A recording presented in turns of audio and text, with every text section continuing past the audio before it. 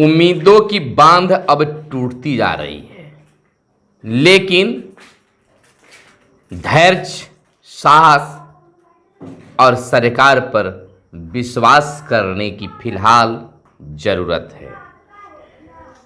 दिल्ली से वापस आएंगे तो 19 के बाद कोई बड़ा ऐलान हो सकता है। नियोजित शिक्षकों के लिए सक्षमता की फॉर्म भरने के लिए मात्र 1 दिन बचा है। बस इसी जहमजद में शिक्षक पड़े हैं कि आखिर करे तो क्या करे, लेकिन एक मजबूत बड़ी तादाद में यह शिक्षक पूरी धैर्य, विश्वास, एकजुटता के साथ सक्षमता की फॉर्म नहीं भरने का निर्णय ले चुके हैं। हाँ, एक छोटी सी संख्या कुछ शिक्षक फॉर्म भर दिए हैं और कुछ भरने के प्लान में भी हैं। नमस्कार, मैं हूं आपके साथ सुनील बॉबी और आप इस समय देख रहे हैं। दोस्तों, आज का दिन नियोजित शिक्षकों के लिए काफी खास कहें या फिर सस्पेंस भरा रहा। शिक्षक इस चिंता से उबर नहीं पा रहे हैं कि आखिर हम करें तो क्या करें। एक चीज यह सभी शिक्षक संगठनों के नेतृत्वकर्ता कह रहे हैं कि अगर आप सक्षमता की फॉर्म भर दिए तो आगे आपके पास कोई भी समस्या आती है तो कोई भी आपकी लड़ाई लड़ने के लिए तैयार नहीं होगा। इसलिए कि जहां हमें जीत के करीब पहुंचे हैं, सरकार चौतरफा घिर रही है, झुकने वाली है, चुनावी मौसम है, फिर भी आपको विश्वास नहीं है और आप कायरतापूर्ण होकर धोखे के साथ आप फॉर्म भर रहे हैं, तो आपकी आगे की लड़ाई चाहे जीत हो या इस बार हार हो,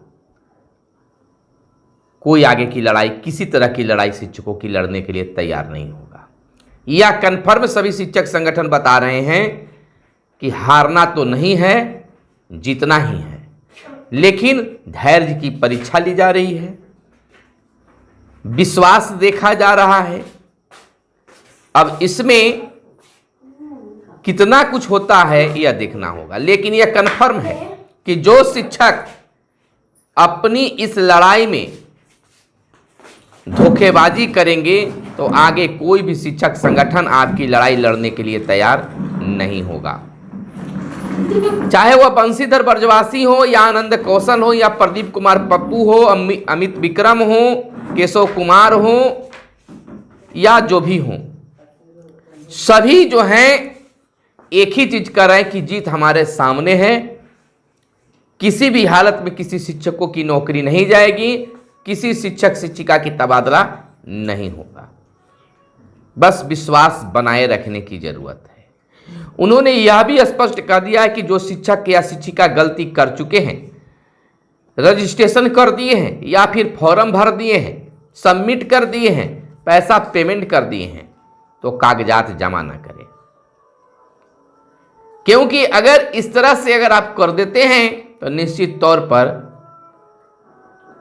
आप इस खास संघर्ष में आपकी भूमिका नगण्य रहेगी और आप चिन्हित भी होंगे और आपके सेवा काल में कोई समस्या आएगी तो कोई भी संगठन, कोई भी व्यक्ति आपके साथ खड़ा नहीं दिखेगा। खैर, बता दें कि जब वार्ता बिहार के उप मुख्यमंत्री सम्राट चौधरी के साथ शिक्षक एकता मंच की हुई थी तो उन्होंने कहा था कि मुख्यमंत्री से हम बात करेंगे और दिल्ली से वापस आने के बाद उसका समाधान निकालेंगे। सम्राट चौधरी दिल्ली में हैं और उनके वापसी का इंतजार किया जा रहा है और उम्मीद जताई जा रही है कि वापसी के बाद शिक्षकों के हक में बिहार के मुख्यमंत्री नीतीश कुमार कोई बड़ा ऐलान करेंगे। कैबिनेट में भी मुहर लगने की सूत्रों के हवाले से खबर आ रही है कि कैबिनेट में मुहर लगने की भी बातें आ रही है, यानी विशिष्ट शिक्षक नियमावली में संशोधन होगा जिस पर मुहर लगेगी। अब देखना यह है, हाँ एक बात और बता दें कि शिक्षकों के मन में यही चल रहा होगा शायद कि अब सभी शिक्षक संगठन जो हैं केवल नेता लोग के वार्ता पर अपनी लड़ाई जीतने के पक्ष में हैं, लेकिन ऐसी बात नहीं है। मिलना, अपनी समस्या बताना सभी नेताओं से, सत्ता पक्ष से रखनी जरूरी है, चाहे मुख्यमंत्री से रखना हो, शिक्षा मंत्री से रखना हो, उप मुख्यमंत्रियों से रखना हो तो रखना भी जरूरी है। लेकिन ऐसा नहीं है कि वो हाथ पर हाथ धर के शिक्षक संगठन के नेतृत्व करता बैठे हैं, वो आगे की लड़ाई की रणनीति भी बना रहे हैं, हाँ का भी और ना का भी। शिक्षक संगठन शिक्षक एकता मंच की बैठक भी हो रही है, जिसमें यह भी सोचा जा रहा है कि अगर सरकार की ओर से कोई भी दिलचस्पी नहीं ली गई तो आगे की लड़ाई हम लोग कैसे करेंगे, इस पर भी मंथन हुआ है। लेकिन पूरा विश्वास है कि इस चुनावी माहौल मौसम में शिक्षकों का हक को कोई नजरअंदाज नहीं करेगा। इसलिए नहीं करेगा क्योंकि 1000-2000 वोट के लिए कुछ भी किया जाता है, तो यहां तो 4 लाख परिवार की वोट की बात है, इसमें शिक्षकों के संबंध में जरूर सोचा जाएगा। आखिरकार शिक्षकों की धैर्य की परीक्षा ली जा रही है, लेकिन शिक्षकों में उम्मीद की बांध अब टूटती जा रही है। लोग सोच रहे थे कि उप मुख्यमंत्री ने 2 दिनों का समय लिया है और उसके बाद 2 दिन समय बचेगा तो हम कुछ फैसला ले लेंगे, लेकिन अब मात्र 1 दिन समय बच रहा है और उस 1 दिन में दम निश्चिंत हो जाना है कि अब क्या करना है। हालांकि बहुत सारे शिक्षक जो हैं यह बिल्कुल कन्फर्म है कि हमें फॉर्म नहीं भरना है। कुछ परसेंट ही ऐसे शिक्षक शिक्षिका हैं जो उधेड़ बुन में हैं, फॉर्म भरें या ना भरें।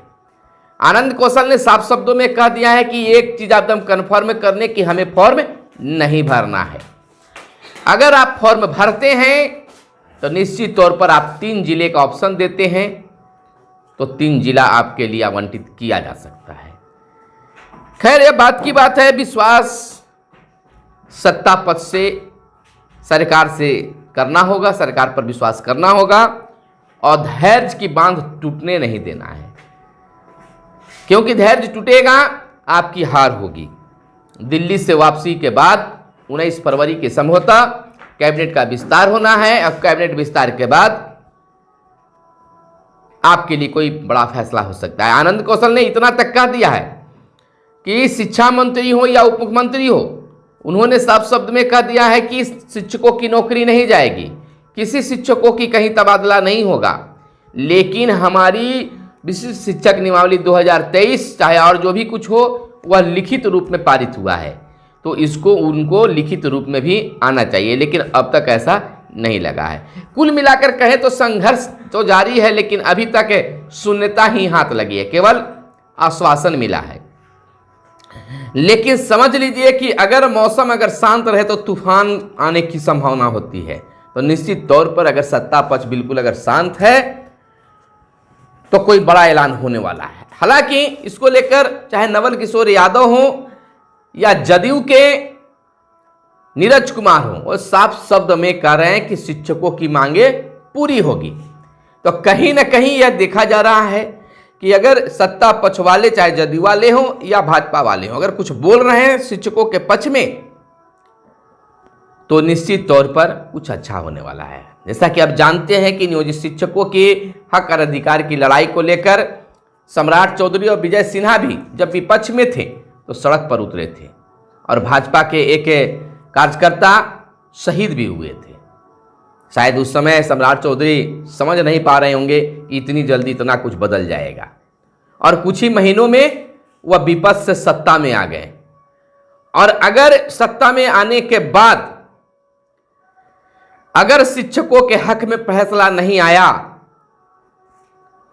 तो 40 की 40 सीट पर संदेह होने लगेगा।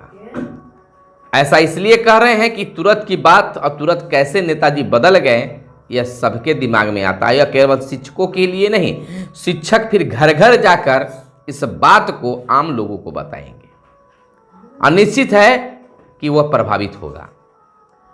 बंशीधर ब्रजवासी ने साफ शब्दों में कह दिया कि अगर शिक्षकों की मांग पूरी हो जाती है तो एनडीए गठबंधन की शिक्षक जो है प्रचार करेंगे, प्रचारक बन जाएंगे, कार्यकर्ता की तरह कार्य करेंगे। तो यह बहुत बड़ी ऑफर है किसी भी सत्ता पक्ष या विपक्ष वाले को हो सकता है। अब देखना यह होगा कि आने वाले वक्त में कब और कैसे नियोजित शिक्षकों का जीत होता है, नियोजित शिक्षक जीत की ओर आगे बढ़ सकते हैं। हालांकि यह बिल्कुल कन्फर्म है, किसी की नौकरी नहीं जाएगी और किसी का ट्रांसफर नहीं होगा। यह तमाम चीज़ शिक्षकों के हाथों में है। आप बताइए कमेंट करके कि आप सक्षमता का फॉर्म भरे हैं या नहीं। ईमानदारी पूर्वक लिखिए कि आपने भर दिया है या नहीं भरा है, या नहीं भरने के लिए नहीं, अब भरवे हैं नहीं करेंगे। आप कमेंट करके बताइए, उस कमेंट के आधार पर हम बताएंगे, परसेंटेज लगाएंगे कि कितने प्लस शिक्षक हैं जो फॉर्म भर दिए, कितने परसेंट नहीं हैं, ताकि आप तक सही बात आ सके। ईमानदारी पूर्वक अगर आप भर दिए हैं तो यस लिख दीजिए और नहीं भरे हैं तो नो लिख दीजिए। इससे एक बहुत बड़ा एवरेज पता चल जाएगा। बस हमारे साथ बने रहिए और देखते रहिए मगध संवाद। कैमरे के पीछे है मिस्टर साहिल। धन्यवाद।